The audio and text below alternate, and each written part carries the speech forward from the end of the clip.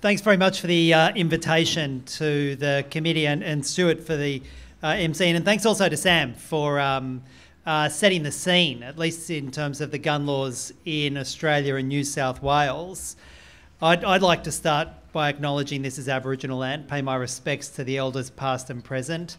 This land is Gadigal land, and we have an obligation to deliver a far greater measure of justice to the First Peoples of this nation than we've done to date. 230 years of invasion and dispossession, and it's time we committed to 230 years of rebuilding and strengthening our relations with the First Peoples.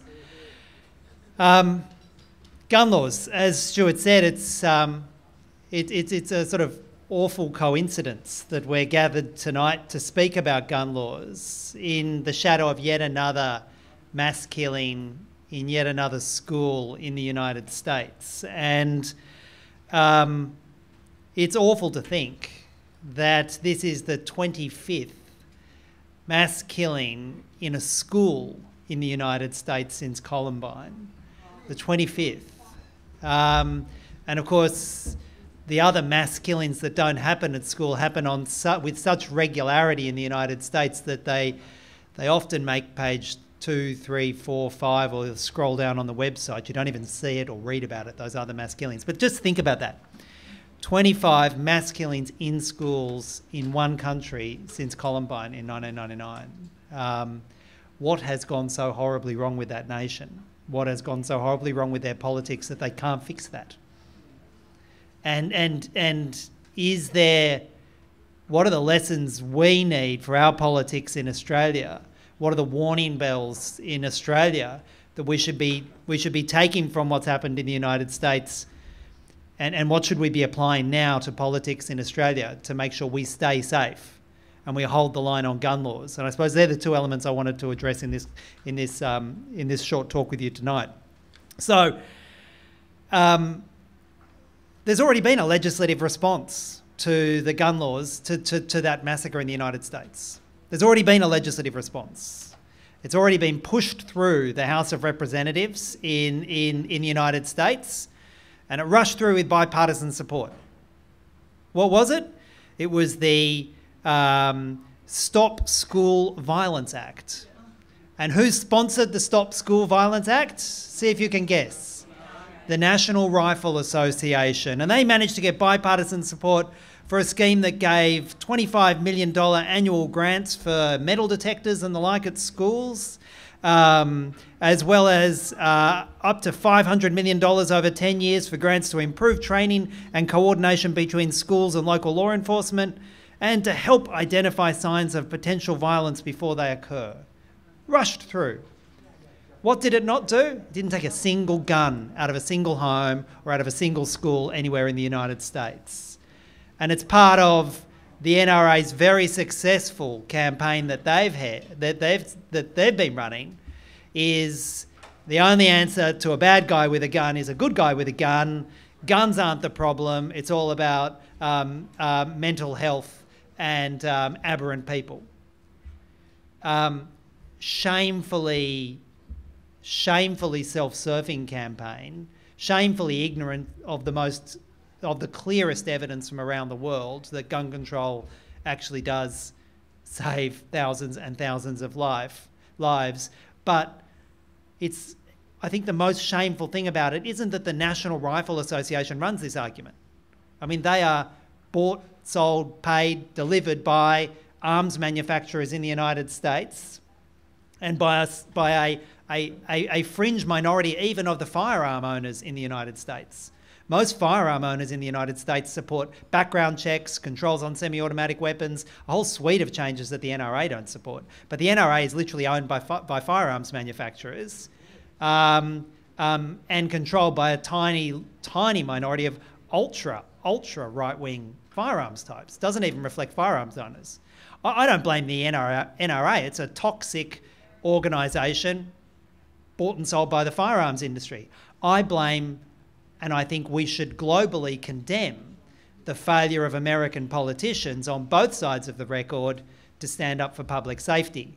And if you wanted proof positive that gun laws and removing guns out of households and removing particularly dangerous guns out of households, and safe storage laws save lives. Well, Sam alluded to it, but there was a groundbreaking report that was published just earlier this week by two Australian academics, Philip Alpers and Simon Chapman, and two people who I think were, if you remember your history in Australia, two people who were crucial in building the case in 1996 for the package of national gun laws from a public health perspective. But those two academics have done a statistical analysis of what the likely future for Australia would have been if we didn't pass those gun laws in 1996. And they looked at the series of massacres, not just Port Arthur. Port Arthur was the last in a series of about 8 massacres over about 5 years, mass murders, mass gun murders in Australia over about 5 years. They looked at the pattern of mass killings with guns leading up to and including Port Arthur. And they did a statistical analysis on what the likely outcome would have been over the next 22 years up to now if nothing had changed. And they compared it to what we do know over the last 22 years in Australia.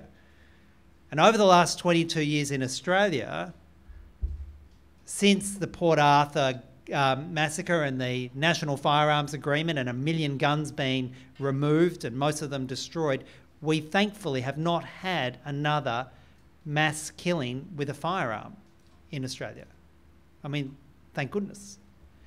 And their statistical analysis said that the alternate business as usual scenario, if politics had failed in 1996, like it fails in the United States, their analysis is that that we would have likely have had 16 mass killings as a baseline level since 1996 had we done nothing. 16 of those.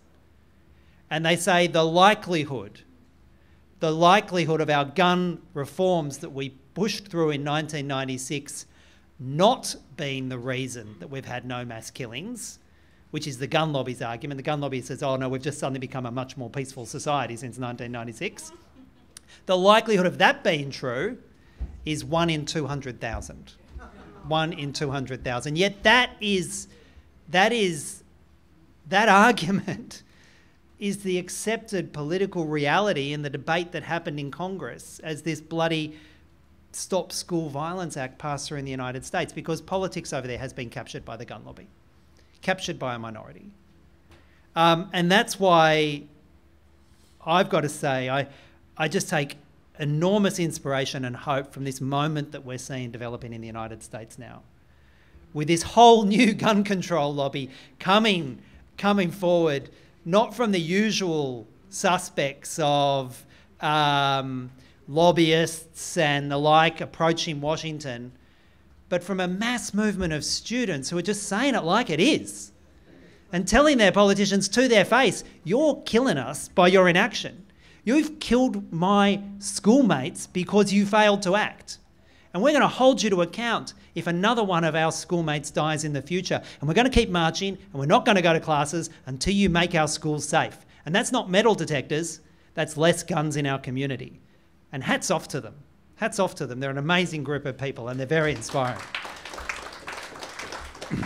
And that's a good time to plug turning up at 4:30 on Friday the 23rd of March in Martin Place, where we've got a solidarity action. There's a global series of marches happening 23rd, 24th of March, using the sort of Never Again hashtag and movement. And we hope that this Sydney one actually might be the first one to kick off 24 hours of global action, to say Never Again, to show solidarity with those students in the United States, and also to give a message to our politicians to never water down our gun laws and keep us safe. I went on a gun tour. You end up going on a gun tour, but a tour of the United States, looking at their gun control laws last year, and looking at the people in the community who are campaigning and organising and trying to make a difference in such a toxic political environment.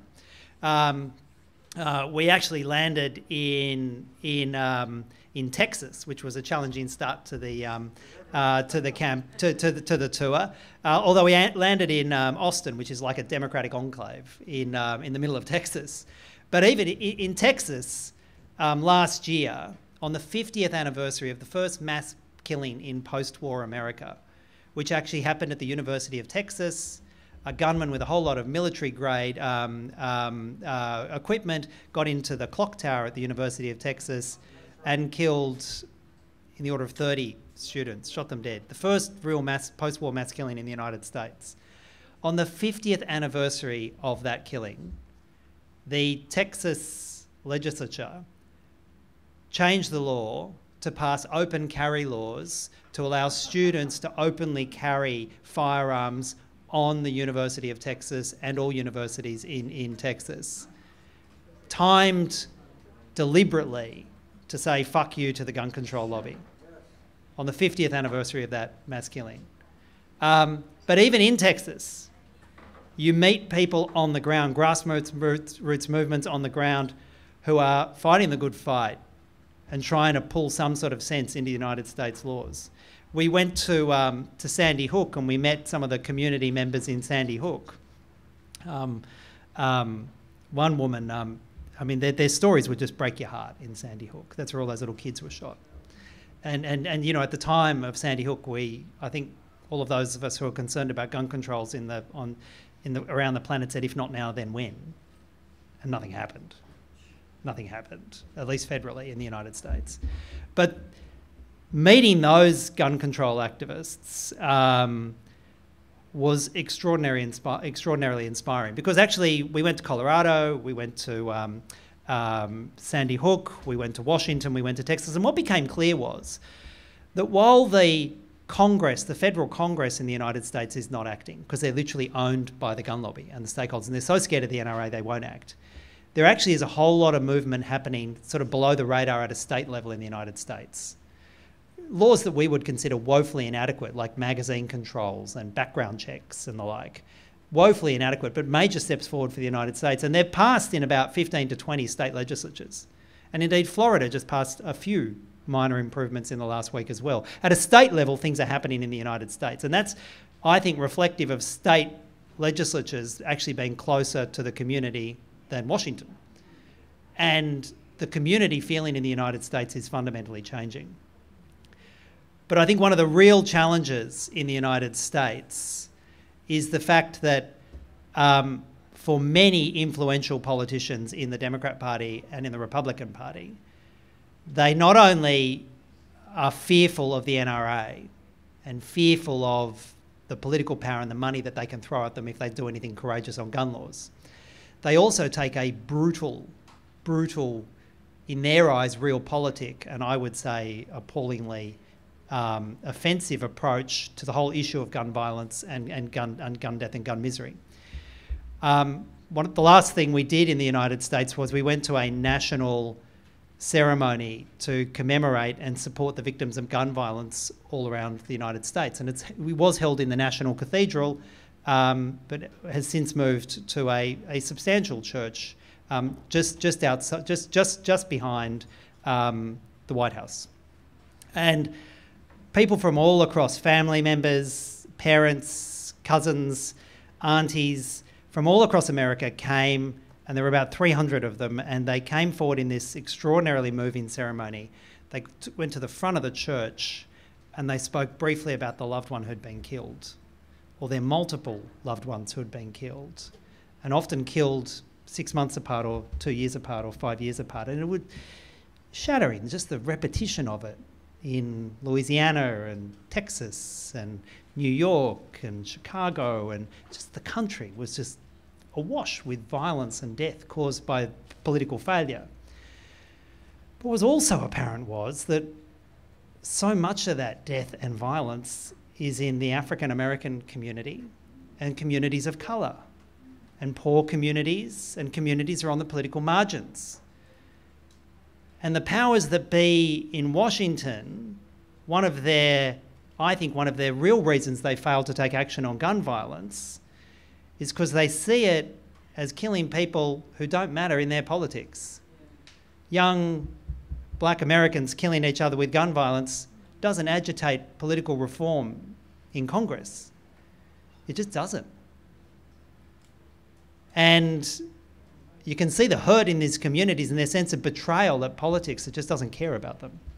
And that is, I think, has been one of the real challenges of the gun control debate in the United States. And that's why I think the students' movement, making it real, making it about all of us and our kids and their kids, is a chance maybe to actually force change in the United States and Congress. I have real hope that it'll achieve something meaningful and change the direction of their politics. Just quickly on politics here. I am astounded when I stand up in the New South Wales Parliament, and I'm often the only person, myself and my party, are the only people who actually speak against watering down our gun laws. The only ones. Just last year, late last year, the Labor Party and the Coalition voted together to water down safe storage laws in New South Wales. Safe storage laws are the laws that have been fundamental to reducing the number of suicides in particular by firearm, and also the number of domestic violence shootings by firearm. Because safe storage laws say you have your gun in one lock cabinet over there and your ammunition in another lock cabinet over there. And they keep guns away from kids, so we don't have kids accidentally shooting themselves. In the United States, I think it's about 50 kids a year accidentally shoot themselves by unsafe stored guns. We don't have that. It doesn't happen because of safe storage laws. And they also are they're an extraordinarily important impulse control.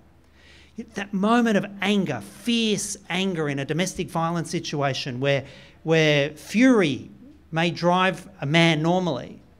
And we've seen it historically in Australia, fury, and around in the United States, fury drives a man to grab a gun and shoot somebody, shoot their partner. That fury dissipates partly and is controlled when the fury then needs to be directed to getting the keys and going to the first gun safe and unlocking that safe and pulling the gun out, and then going to the second gun safe and unlocking that and pulling the ammunition out and then putting it together. It dissipates the fury, and it also gives women a chance to retreat and protect themselves and call the police. And taken together, it's a fundamental safety.